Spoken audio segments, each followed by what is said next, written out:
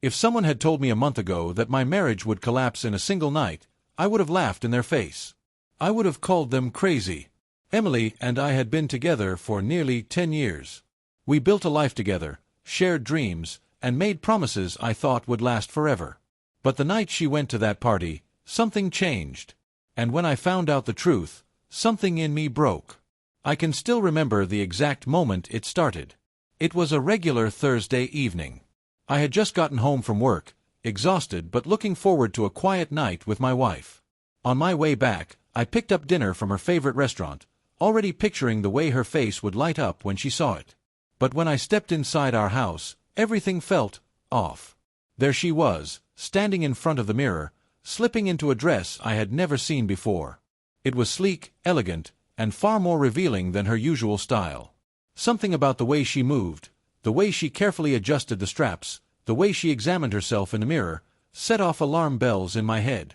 I lingered in the doorway, watching her. "Going somewhere?" I asked, trying to keep my voice casual.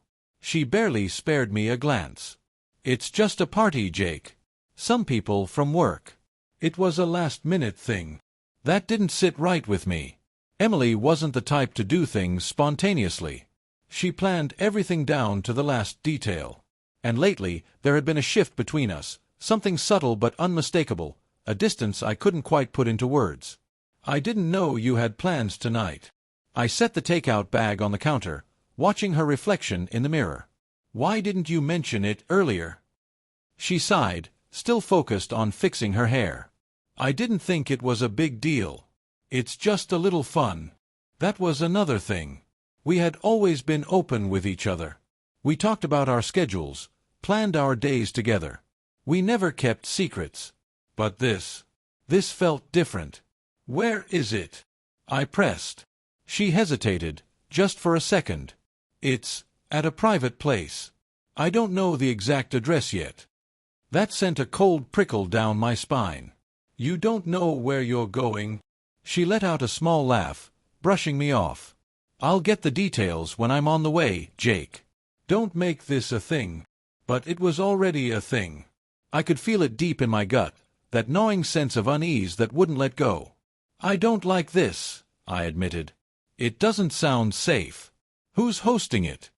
For the first time, something flickered across her face, just for a split second. A hesitation. A sliver of something cautious. But then, just as quickly, she smoothed it over, her expression unreadable. "It's just a friend of a friend," she said lightly. I studied her, waiting for more, but she didn't offer anything else. "You don't have to go," I told her. "We could stay in, watch a movie, have dinner."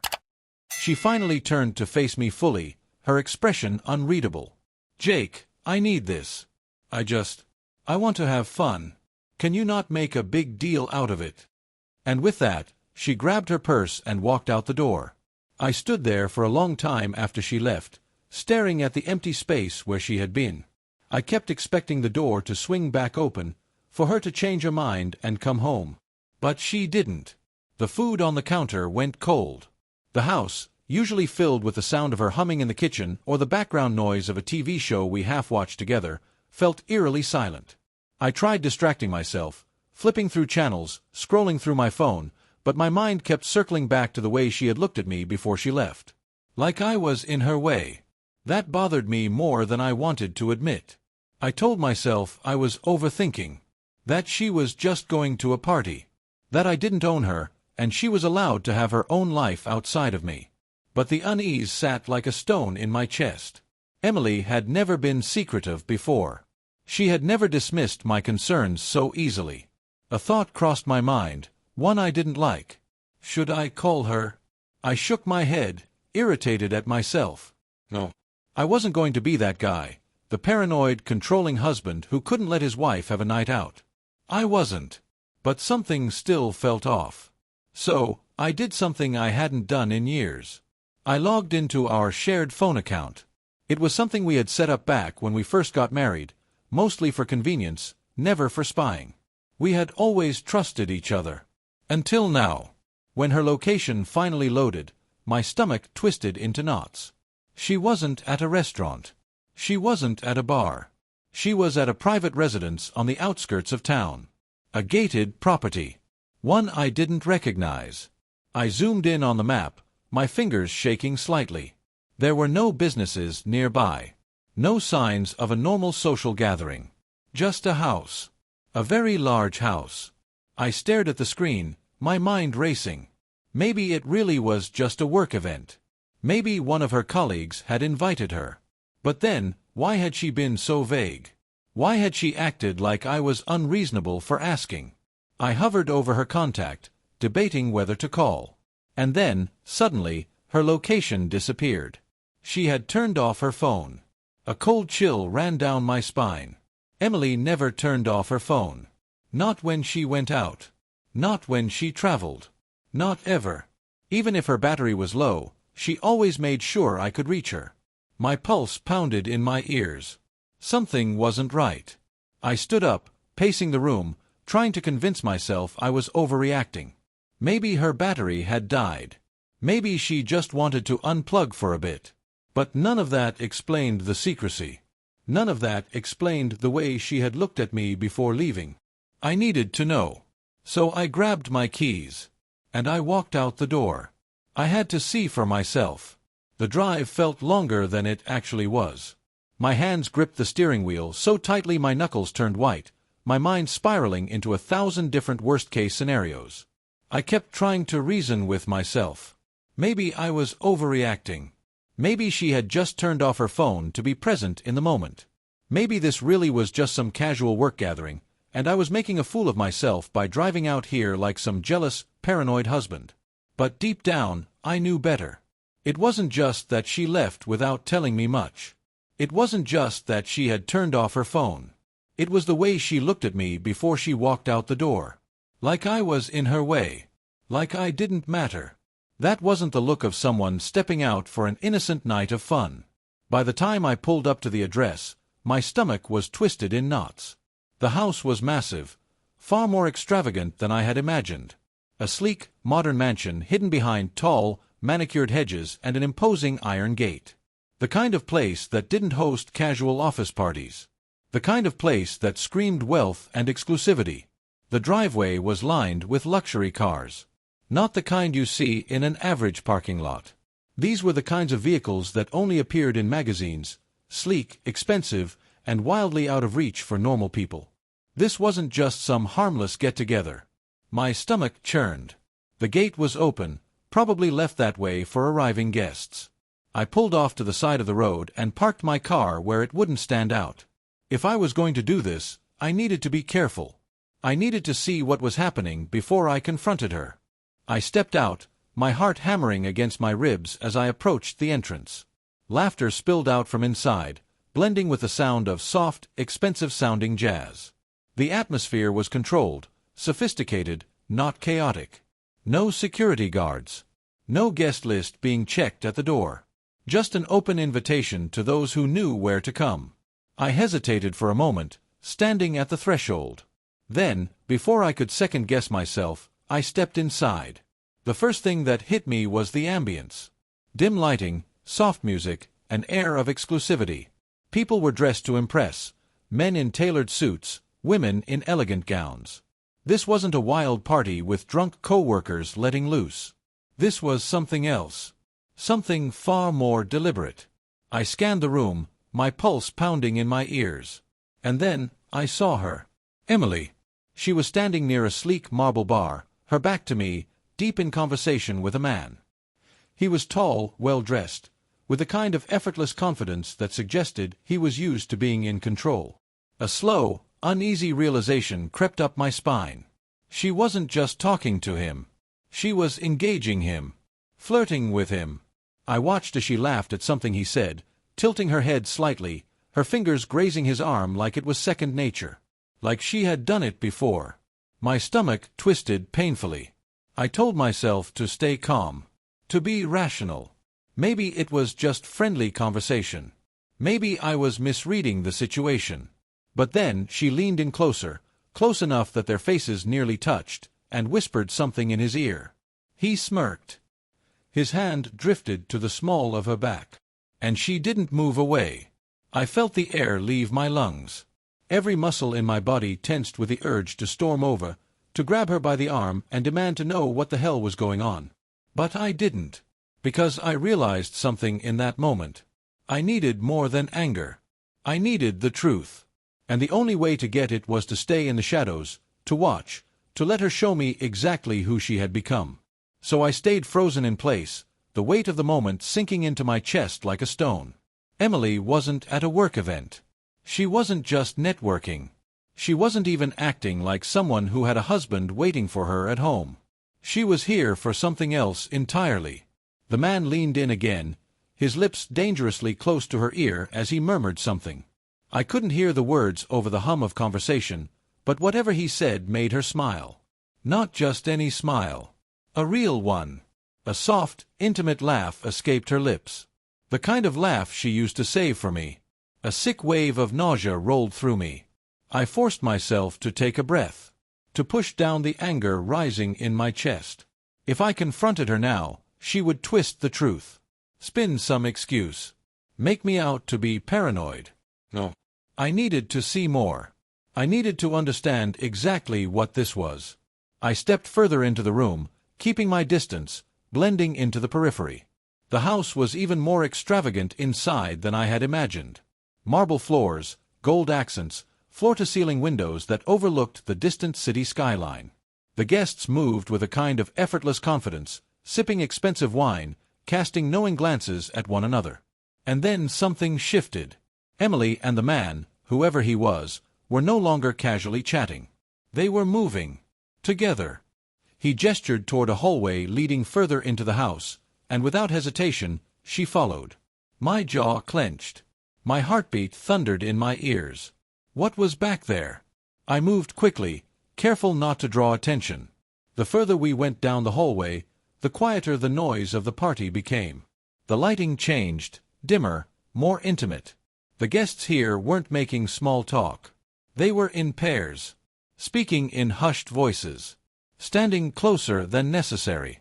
A wave of dread settled in my stomach. Emily had never been the type to wander into places like this. Had she? I kept my distance, trailing them as they turned a corner and stepped into what looked like a private lounge. I hesitated. If I followed too closely, she might see me. If I waited too long, I might lose her. Taking a breath, I moved forward. The lounge was smaller, more intimate. Plush leather couches. A long bar stocked with the kind of liquor that cost more than my mortgage. A bartender stood behind it, looking like he had seen far too much in his time. And then, at the far end of the room, I saw them. Emily and the man. He placed his hand against the small of her back. She didn't flinch. She turned toward him instead, her lips parting in a soft, knowing smile. I felt my breath leave my body. That was it. That was the moment. Up until that second, I had been holding on to hope.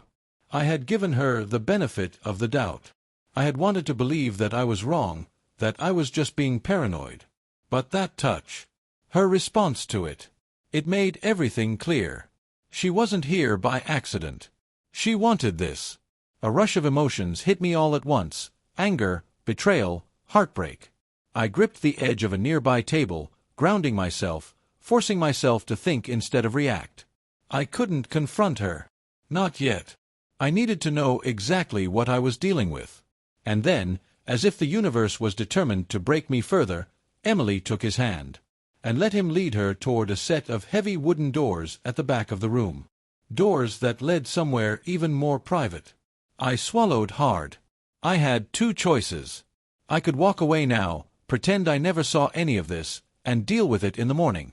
Or I could follow them, and see exactly how far she was willing to go. I already knew which choice I was going to make. Because if Emily was crossing a line tonight, I needed to know just how deep her betrayal ran. And so, I moved, keeping to the shadows, following her, and bracing myself for the truth. I lingered near the edge of the hallway, my breath shallow, my pulse hammering against my ribs.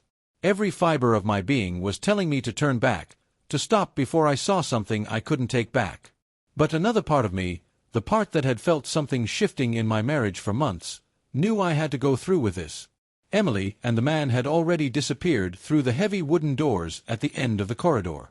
The guests around me moved like they were part of a secret world, one I had never known existed. Couples whispered in hushed tones, standing too close, touching too freely. The entire atmosphere was dripping with something unspoken, something intimate. I clenched my jaw. This wasn't a networking event. It wasn't a simple party. It was something much darker, and Emily was walking into it without a second thought. I took a step forward, closing the distance between me and those heavy doors, my body tense. Before I could reach them, a figure shifted in my peripheral vision. A man in a sharp black suit, the kind of person you wouldn't even notice until it was too late, blocked my path. His expression was unreadable, but there was something knowing in his eyes, like he had seen men like me before. "You don't want to go in there," he said, his voice low but firm. I swallowed hard. My wife just walked in. His mouth curved into something that wasn't quite a smile. "That's not really your wife anymore, is it?" The words hit me like a slap. I had no response, no comeback, because deep down, I knew he was right. Still, I wasn't leaving. Not yet. Without waiting for permission, I pushed forward, shoving past him. His eyes followed me, but he didn't stop me. He didn't need to. He knew exactly what I was about to walk into. I stepped inside. And immediately, I wished I hadn't. The air was thick, the lighting impossibly dim, casting everything in a golden haze. The room was smaller than the grand lounge I had just left, more private, more intimate. Plush seating lined the walls, and between them, couples stood locked in quiet conversations, their bodies too close, their touches too familiar. This was no ordinary party. And then, there she was. Emily. Standing near the far end of the room, her back to me, still wrapped up in whatever quiet exchange she was having with him. But it was different now. She wasn't just talking. She was engaged. Invested. The way she was standing, the way she tilted her head, letting her hair fall to the side just slightly, exposing the delicate line of her neck, was something I had seen before. But not here. Not with someone else. With me. I felt like the air had been sucked out of my lungs. My hands curled into fists at my sides as I forced myself to stay rooted in place, to just watch. Then I saw it. The man reached out, slow, deliberate, and placed a hand on the small of her back. And she leaned into it. Not a flinch. Not a hesitation. She melted into his touch like it was the most natural thing in the world. Like she had done it before. Like it belonged there. I couldn't move. Couldn't breathe. For months, I had been second-guessing myself, questioning whether I was imagining the distance between us. I had blamed myself, wondering if I was the one who had changed, if I had stopped being enough for her. But this told me everything I needed to know. Emily wasn't just distant. She was gone. I wanted to step forward, to pull her away, to force her to explain herself. To demand she look me in the eye and tell me why she had chosen this over us. But I knew how that would go. She would twist the truth. Gaslight me. Act like I was overreacting. Maybe even pretend she was shocked to see me here, turn the whole thing into my fault for not trusting her. No. I needed more. I needed undeniable proof. I needed to see exactly how deep this betrayal ran. And Emily, as if determined to give me just that, made her next move. She turned to the man, smiled, and let him take her hand. Then, with zero hesitation, she followed him through another door, one at the very back of the room, hidden in the shadows. Somewhere even more private. I stood there, frozen. This wasn't a mistake. This wasn't some misunderstanding. Emily knew what this was. She knew what she was doing. And she didn't care. I could feel the pressure building in my chest, the slow burn of anger, of heartbreak, of something I couldn't even name. But before I could process it, someone stepped into my line of sight. The man in the black suit. His arms were crossed, his expression unreadable, but there was something almost sympathetic in his eyes. "Rough night," he murmured. I let out a breath I hadn't realized I was holding. "You could say that." He tilted his head slightly, glancing toward the door Emily had just disappeared through. "You want some advice?" I exhaled sharply. "Not really." He smirked. I'll give it to you anyway. I said nothing. His voice dropped lower. Whatever you think you're going to find in there. He paused, his gaze steady. It's worse. I swallowed hard, my throat dry. How do you know? He didn't answer. He didn't have to. I knew. I had already seen enough. I had my proof. But there was still a part of me that wanted to know. That wanted to shove open those doors and see it, even if it destroyed me. I had come this far. Why stop now? I turned toward the door, my heartbeat loud in my ears. The man let out a quiet sigh. You could go in, he said, almost like he was reading my thoughts. But ask yourself, what do you get out of that? Closure. He shook his head. It won't help. Trust me. I clenched my fists.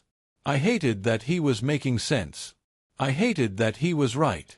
Emily had already made her decision. And I wasn't going to beg her to reconsider. My jaw tightened as I took one last look at that door, the one she had walked through so easily, without a second thought, without me. Then I turned around. And I walked away. For the first time all night, I made a choice. Not for her. Not for us. For me. And as I stepped out of that house, leaving Emily and whatever secret life she had been living behind, I realized something. This wasn't the end of my life. It was the beginning of something else. Something better. And Emily, she could stay behind that door. Because I was done. I stepped outside, and the cold night air hit me like a slap to the face. It should have grounded me, given me a moment to collect myself, but instead, it only made everything feel more surreal. My wife was still in there, behind those doors, behind that life she had chosen over me. And she knew I had seen her. That was the worst part. Emily wasn't caught in some drunken mistake. She wasn't hesitating. She wasn't regretting a damn thing. She had looked me in the eye and kept going. I leaned against my car, my breath coming out in ragged bursts. My mind kept replaying that moment, her fingers grazing his arm, the way she let him touch her, the way she smiled at him, like he was the only man in the room, like I had never existed. A part of me still wanted to rush back inside, to drag her out, to demand an explanation, to force her to see me, to remember the life we had built together. But what was the point? She had already shown me exactly who she was. I pulled out my phone, my hands shaking, hovering over her contact. My first instinct was to call her, to make her face me, to force a conversation she clearly didn't want to have. But before I could even press the button, a notification popped up. A message. Not from her. From him. My stomach twisted as I opened it, my pulse hammering in my ears. It was short. Go home. That was it. 2 words. No explanation. No threats. Just a dismissal. Like I was nothing. Like he was the one calling the shots now. I stared at the screen, my blood running cold. Who the hell was this guy? Was he just some random fling, or had he been in my life for longer than I realized? Had he been in my house? Had he sat at my table, drank from my glasses, touched my wife while I was still under the delusion that she was mine? I wanted to text back, to ask him who the hell he thought he was. To tell him he had no right to tell me what to do. But instead, I did something worse. I opened our phone account again. I scrolled through the history, my fingers moving faster than my brain could process. And what I found made my stomach drop. Emily had been to this address before. Not just once. Not just twice. Dozens of times. Late at night, when she had told me she was working late. When she had said she was out with friends. When she had looked me in the eye and lied. I felt sick. This wasn't some one-time mistake. This wasn't an impulse, a moment of weakness. This was an affair. A life she had built behind my back. A life I had never been a part of. I exhaled shakily, my vision blurring. I had spent months ignoring the signs. I had let her gaslight me, convince me I was imagining things, make me feel like the paranoid one. But now I had proof. And there was no coming back from this. I tightened my grip on my phone, my heart pounding. The rage was there, yes, the betrayal, the hurt, but something else was settling into my bones. Clarity. For the first time since this nightmare started, I knew what I had to do. Emily had made her choice. Now, it was time for me to make mine. I climbed into my car, gripping the steering wheel so tightly my knuckles turned white. My heart was still racing, my mind still spiraling, but for the first time in a long time, I knew. This wasn't salvageable. And I didn't want it to be. As I pulled away from that mansion, leaving Emily behind in her secret world, I felt something shift inside me. I wasn't chasing anymore. I wasn't waiting for an explanation. I was done. By the time I reached home, my decision was made. I wasn't going to scream. I wasn't going to beg. I wasn't even going to ask her why. I was going to move on. The house felt different when I stepped inside. Like it wasn't mine anymore. Like Emily had already left, even though her things were still here. I walked straight to the dining table, grabbed my laptop, and started making moves. First, I logged into our joint bank account. I transferred my savings into a new account. One with only my name on it. I wasn't going to let her drain me dry while she played house with another man. I left enough for her to live on. But I wasn't going to let her take everything from me. Next, I searched for a lawyer. Not a cheap one. The best one. Someone who could make this divorce quick, painless, and entirely in my favor. And finally, I pulled up a rental listing. A loft downtown. Close to my office. A fresh start. A place where she had never been. I had spent years believing that Emily was my home. Now, I was about to build a new one. The moment I hit send on the rental inquiry, something inside me shifted. I wasn't trapped anymore. I wasn't drowning. I wasn't hers. I was free. And then, right on cue, the front door creaked open. I looked up just as Emily stepped inside. Her hair was slightly messy. Her makeup smudged. She looked like she had been caught in the middle of something before rushing back, like she knew something was wrong. She froze when she saw me sitting there, my laptop open, my expression unreadable. For the first time all night, she looked nervous. "Jake," she started, her voice hesitant. I didn't let her finish. "I know," I said simply. Her eyes widened. "You." "I saw you, Emily."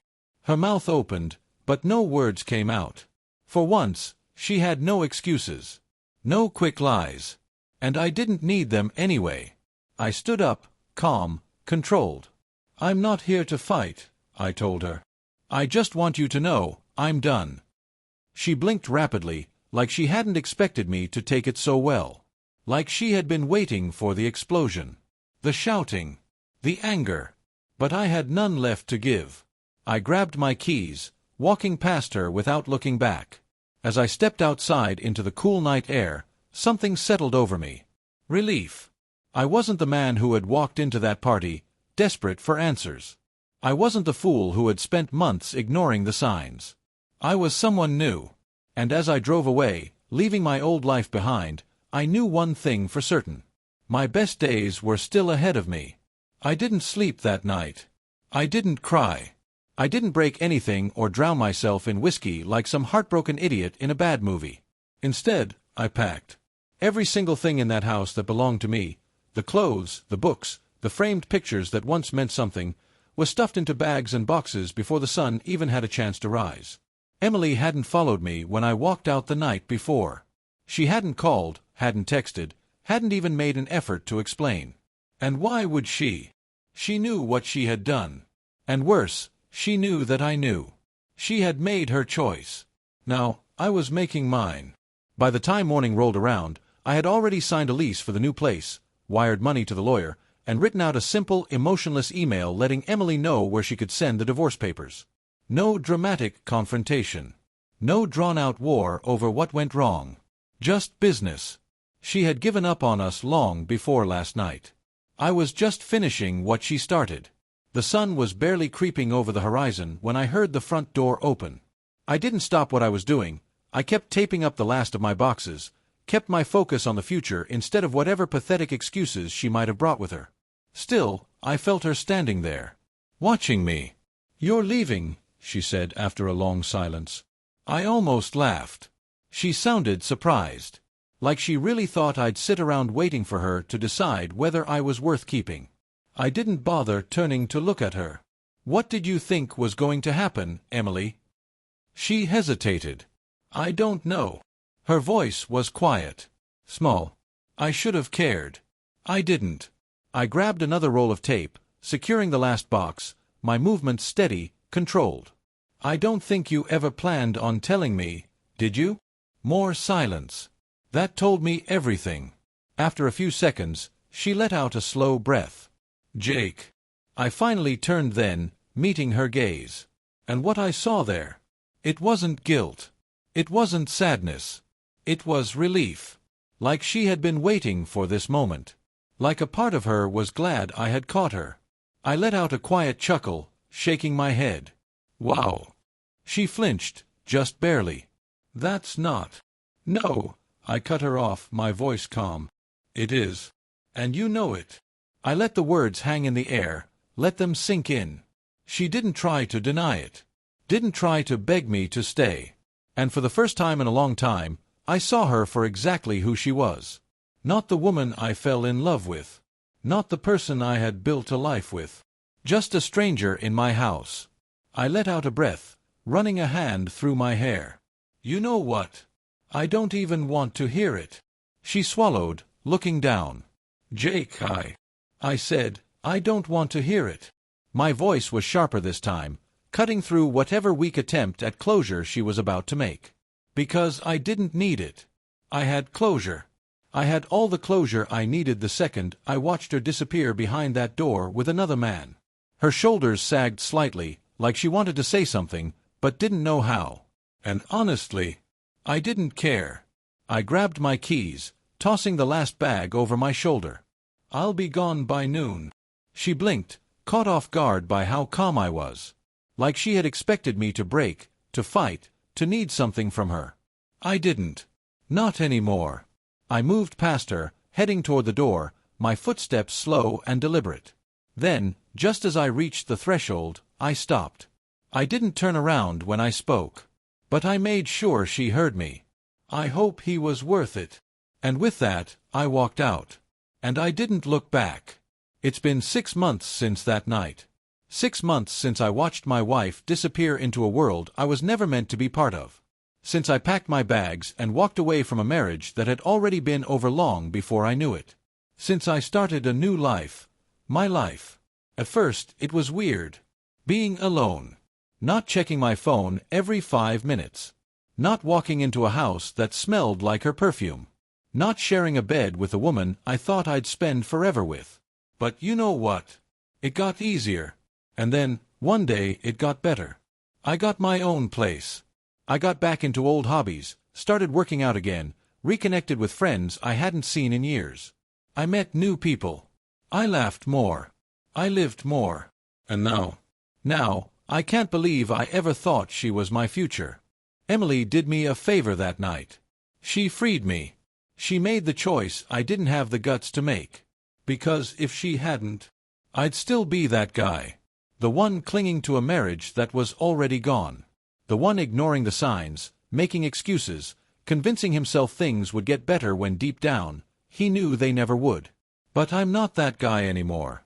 I'm someone else now. Someone better. And Emily, she's just a name in a chapter I've already closed. The past. And I'm the future. And I've never been happier.